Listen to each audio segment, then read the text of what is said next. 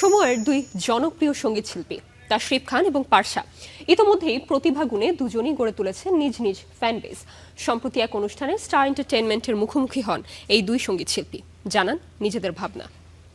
শুধু একটু সাহসের অভাব, তাই পারি না জোরে ধরে। জনপ্রিয় তরুণ সঙ্গীত শিল্পী ও কুড়েঘর ব্যান্ডের ভোকাল তাশরিফ খান। গানের পাশাপাশি জনকল্যাণে সবসময় ভক্তদের কাছাকাছি থাকেন তিনি। ফলে খুব অল্প সময়ের মাঝেই ভক্ত মনে জায়গা করে নেন এই সঙ্গীত শিল্পী।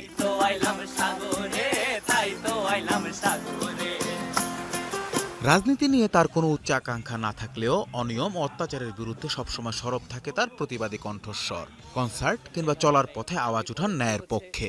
যারা রাজনীতি করে কেমনে কেমনে যেন তাদের শত্রু হয়ে যায়, কারণ হচ্ছে গানে গানে অনেক সময় যে বলে সো কল্ড উচিত কথা।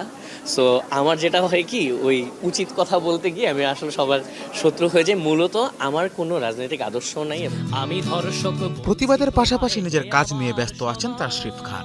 সম্প্রতি প্রকাশ পেয়েছে তার নতুন গান, শিগগিরই আসবে এটির ভিডিও চিত্র। আমার মতো 3 টাকার জীবনে 5 টাকার লোন, ঘুরতে ফিরতে হচ্ছে একটা জীবন চলে যাক। আমাদের একটা গান আসতেছে সামনে 3 টাকার জীবন নামে, এবং আরো সামনে আরো অনেকগুলো গান আসতেছে।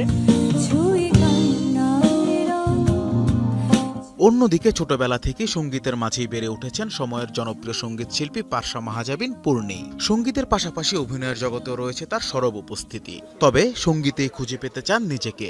উপভোগ করেন কনসার্টে দর্শকদের সামনে পারফর্ম করতে। ওখানে অনেক মানুষের সাথে দেখা হয়, আমাকে যারা ভালোবাসে, আমার শুভাকাঙ্ক্ষী, সবার সাথে দেখা হয়, সবার ভালোবাসা পাওয়া যায় ডিরেক্টলি। সো কনসার্ট অবশ্যই। নিজেকে একটি গণ্ডির ভেতরে আটকে রাখতে চান না পারসা। সব ধরনের গানেই রাখতে চান পারদর্শিতা। সব ধরনের গান গেতে ভালো লাগে। আমি যেরকম ফোক গান গাই, সেরকমই আধুনিক গাই, সেরকমই আমি দেশের বাইরের গানও গাই। সো একটা জনরায় ফেলে দিলে না, তখন ওই জিনিসটা চলে আসবে যে আমি একটা প্যাটার্নের। তাশরিফ খান ও পারসার জনরা আলাদা হলেও তাদের লক্ষ্য এক, কাজ করে যেতে চান দেশের হয়ে। জীবদ্দশায় এমন কিছু করতে চান যা দেশের মুখ উজ্জ্বল করবে। তোমার ঘরে বসত করে, আনাস ইমরান, স্টার এন্টারটেইনমেন্ট।